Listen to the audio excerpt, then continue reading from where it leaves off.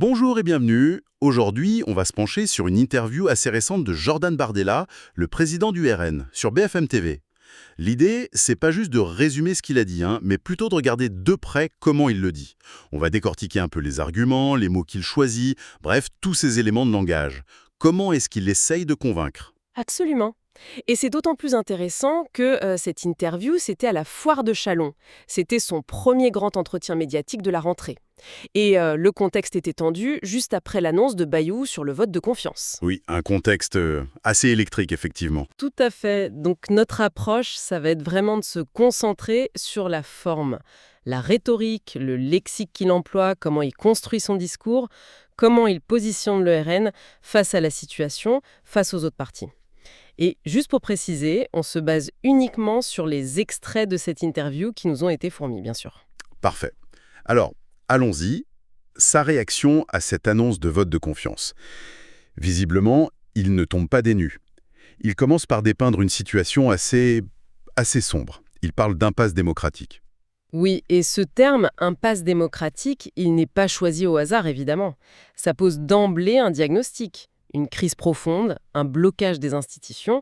Il lie ça directement aux résultats de législatives, qu'il interprète comme un rejet clair de la politique d'Emmanuel Macron. Et il désigne des coupables pour ce blocage? Oui, très clairement. Il pointe du doigt ce qu'il appelle les macronistes et l'extrême gauche. C'est eux qui seraient responsables de la paralysie, du blocage. C'est un cadrage qui installe tout de suite une opposition, un eux contre nous. D'accord.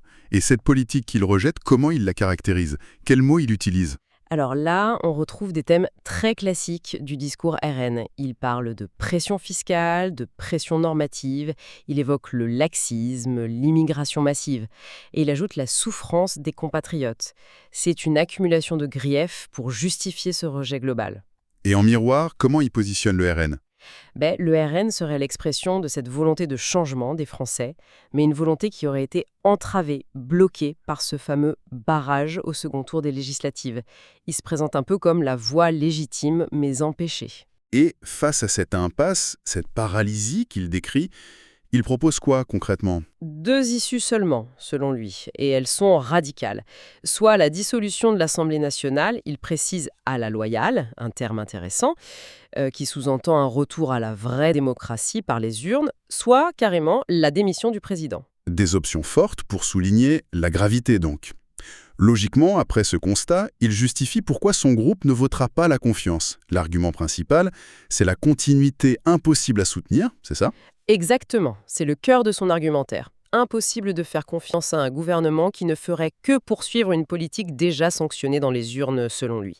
Et pour étayer ça, il sort les chiffres, enfin les symboles, les records de dette, les déficits, la perte de confiance. Il s'appuie sur un bilan qu'il juge désastreux. Et il ne critique pas que la politique passée, il s'attaque aussi au budget, si je me souviens bien. Le précédent et le nouveau. Oui, c'est une double critique. D'abord, le budget précédent, celui de Barnier, critiqué pour la hausse des prélèvements. Et là, c'est intéressant, il en profite pour se mettre en valeur. Il affirme que c'est grâce au Rassemblement national que la baisse de l'électricité a été obtenue ou que les retraites ont été indexées après la censure du budget. C'est vraiment une façon de dire « notre opposition sert à quelque chose, elle protège les Français ». L'élément de langage est très clair là. Oui, cette formule « grâce au Rassemblement national » est assez directe. Et il y a aussi cette histoire de lettre de Marine Le Pen à Bayrou, restée sans réponse, un détail où... Ah, c'est plus qu'un détail, je pense. Cette anecdote, elle a plusieurs fonctions. D'abord, ça personnalise le conflit, ce n'est plus juste politique, c'est un manque de respect, de dialogue. La petite pique sur Bayrou qui faisait la sieste, ça ajoute une touche un peu méprisante pour décrédibiliser l'adversaire sur un mode plus informel. Ça renforce l'idée que le gouvernement refuse le dialogue, même quand le RN essaye de jouer le jeu. Voilà, ça appuie l'image de responsabilité que Bardella essaye de construire pour le RN. Il le dit lui-même, on a été très responsable, jamais fait le jeu du désordre.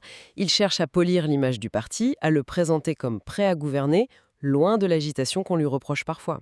Donc, une posture de responsabilité affichée, mais une critique très dure du nouveau budget quand même, sur les jours fériés, les prélèvements. Précisément, il met en avant une contradiction supposée. On demande plus d'argent, mais sans toucher à ce qu'il nomme la mauvaise dépense publique. C'est une opposition rhétorique, très classique, mais souvent efficace. Le gouvernement serait injuste et incohérent dans sa gestion. Et ce focus sur les jours fériés sacralisés, dit-il, c'est anecdotique. Pas tant que ça. C'est un symbole. Ça parle aux gens, directement. Ça touche au quotidien, aux traditions. C'est souvent plus marquant qu'un débat sur les milliards de déficit. C'est un choix de communication malin. D'accord. Alors face à cette critique d'une mauvaise gestion, qu'est-ce que le RN propose comme alternative économique dans cette interview? Il semble s'adresser à un groupe en particulier. Oui, très nettement. Son message, c'est pas question de demander des efforts supplémentaires aux Français qui bossent. Cette expression «les Français qui bossent», elle est centrale. Elle permet d'identifier un groupe, la France active, travailleuse, qui respecte les règles et de le valoriser. Il crée un «nous», le RN, et cette France-là. Qu'il oppose implicitement à d'autres. Exactement. Aux élites, peut-être à ceux qui ne bossent pas selon ces critères. Et si on ne demande pas d'efforts à ce groupe-là, où trouver l'argent? C'est là qu'arrive la fameuse mauvaise dépense publique. Ah oui, et il détaille ce que c'est, cette mauvaise dépense? Oui, il énumère ses cibles habituelles. Le coût supposé d'immigration, les aides sociales aux étrangers. Il cite parfois des chiffres, comme les 15 milliards de l'Institut Montaigne, même s'ils sont contestés. Il y ajoute la contribution française à l'UE, l'aide au développement et bien sûr le coût de fonctionnement de l'État, le fameux millefeuille administratif jugé trop lourd, trop cher. Il parle même d'un plan global de 100 milliards d'économies. C'est une rhétorique qu'on entend souvent. Désigner des postes de dépenses comme des totems auxquels il ne faudrait pas toucher. Tout à fait. Il les présente comme des sources d'économie évidentes, faciles, mais que les autres refuseraient de voir, par idéologie ou manque de courage. La question rhétorique « pourquoi on n'irait pas chercher l'argent là ?» est typique. Ça suggère que la solution est simple, mais qu'on la cache aux Français. Et au-delà de ces coupes, quelle vision économique plus large il esquisse? J'ai noté un mélange de tons. Oui, c'est assez intéressant. Il y a un lexique qui sonne très libéral. Il parle de vent de liberté pour les entreprises. Il veut alléger le fardeau normatif, améliorer la compétitivité. Mais en même temps, il y a des accents très protectionnistes. Le patriotisme économique, la priorité nationale dans les marchés publics, la promesse d'un prix de l'électricité français et stable. Un discours un peu attrape-tout pour séduire différents types d'électeurs, libéraux et plus étatistes. C'est possible, oui. C'est un équilibre qu'il cherche. Et il utilise cette métaphore de l'entreprise pour critiquer la gestion de l'État. Il dit en substance qu'une entreprise chercherait la croissance, la restructuration, alors que le gouvernement se contenterait de gérer la pénurie. Ça lui permet de se poser en porteur d'un projet de redressement, d'optimisme, face à une gestion jugée timorée. Intéressant. Parlons maintenant de son positionnement par rapport aux autres partis. Il est particulièrement dur avec la France insoumise, non? Ah oui, la critique est acerbe. Il qualifie leur motion de destitution d'inutile. Mais surtout, il les taxe d'hypocrisie, leur reprochant les appels passés à voter Macron contre le RN. La frontière est tracée très nettement. Il utilise des mots très forts, hurlements, insultes. Il va jusqu'à les accuser de souffler sur les braises de l'antisémitisme et mentionne des fichés S dans leur rang. C'est une stratégie claire de diabolisation de LFI. Une diabolisation de LFI, et à droite, avec les Républicains, c'est quelle stratégie? C'est plus ambigu. D'un côté, il critique très fort la direction de LR, les jugeant fondus, dissous dans le macronisme. L'exemple de Retailleau, devenu ministre, est utilisé comme preuve de cette soumission. Mais de l'autre côté, il lance des appels du pied très clairs aux électeurs de droite, ces fameux orphelins de la droite qui ne seraient pas solubles dans le macronisme. Il essaye de récupérer cet électorat, clairement. Il fait même une référence à Sarkozy. Oui, il mentionne la stratégie de Sarkozy en 2007. Unir les classes populaires et la bourgeoisie patriote, c'est une référence qui montre une ambition large, au-delà de l'électorat RN traditionnel. Mais, et c'est malin, il critique aussitôt le bilan de Sarkozy, pour ne pas être vu comme un simple suiveur et pour dire « l'idée était bonne, mais seul le RN peut vraiment l'appliquer ». Malin, oui.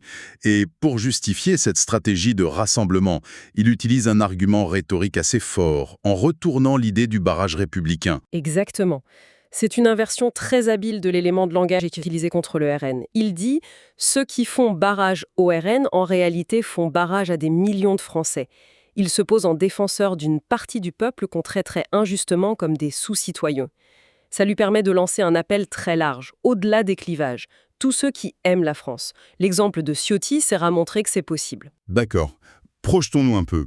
Les scénarios d'avenir qu'il évoque. L'appel à la dissolution est omniprésent. C'est vraiment son leitmotiv. Dissolution ou démission du président. Pour légitimer ça, il convoque l'histoire de Gaulle, les principes constitutionnels.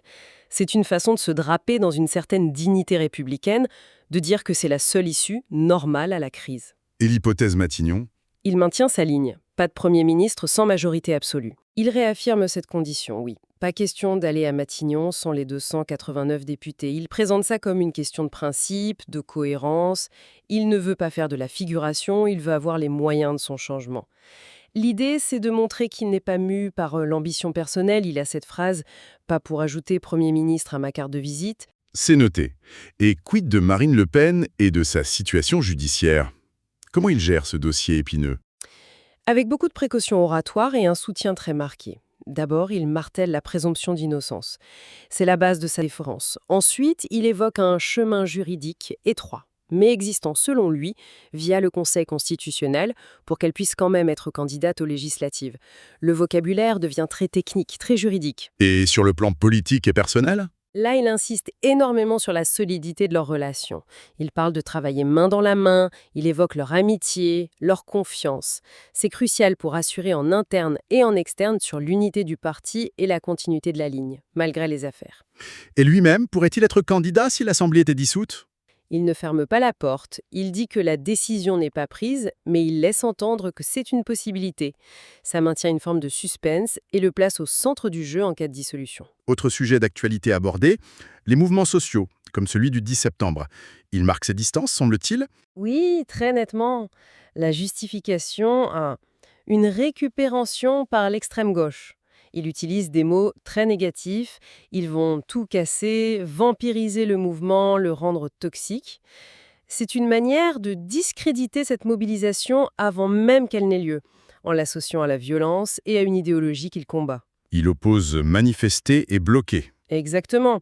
Il dit défendre la liberté de manifester, tout en ajoutant « si j'étais au pouvoir », une petite projection intéressante, mais il condamne fermement les blocages. Et il renvoie toujours au vote comme seule expression légitime du mécontentement. C'est une posture très légaliste, pour contraster avec le désordre qu'il attribue à ses adversaires. Et un mot sur les ingérences étrangères, russes notamment, dans ces mouvements. Quelle est sa ligne? Il dit prendre au sérieux les tentatives de déstabilisation en général. Mais spécifiquement sur le 10 septembre et la Russie, il affirme ne pas avoir d'informations. Il en profite pour renvoyer la balle en critiquant d'autres formes d'ingérence supposées, comme celle de Macron en Moldavie. C'est une façon de relativiser, peut-être? Et sa vision de la Russie elle-même? Là, on sent une certaine prudence dans les mots. Il parle de menaces multidimensionnelles, d'ambitions expansionnistes belliqueuses, donc il condamne, mais il rappelle aussitôt que c'est une puissance nucléaire, un acteur incontournable sur le plan géostratégique. Donc il appelle à la prudence, y compris dans le vocabulaire employé par les dirigeants français. C'est une position d'équilibre un peu complexe.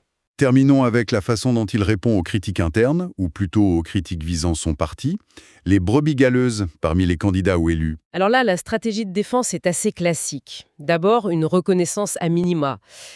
Oui, il peut y avoir des ratés dans le recrutement, c'est normal pour un parti en pleine croissance, dit-il.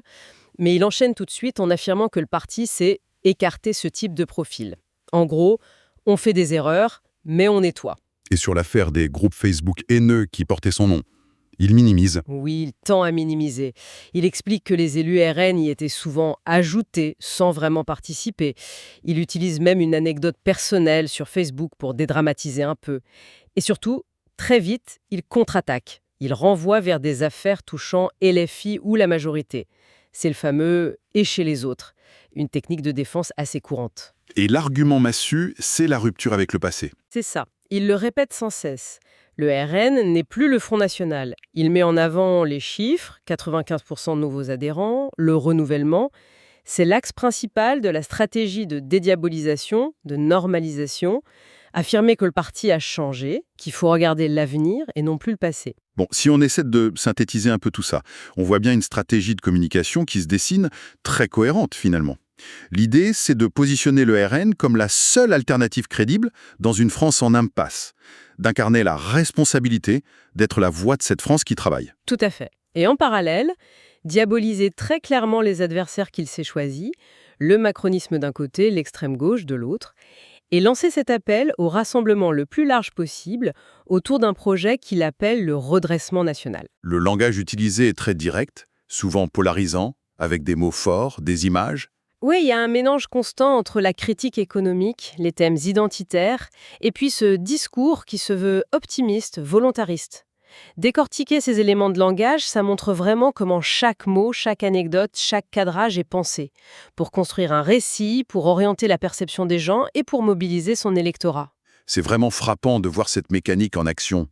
Ça souligne l'importance d'aller au-delà de la déclaration brute, de comprendre le comment. Exactement. Et ça nous laisse peut-être avec une dernière question pour la réflexion. Au-delà de notre analyse rhétorique, quelle est la réception réelle de ces éléments de langage?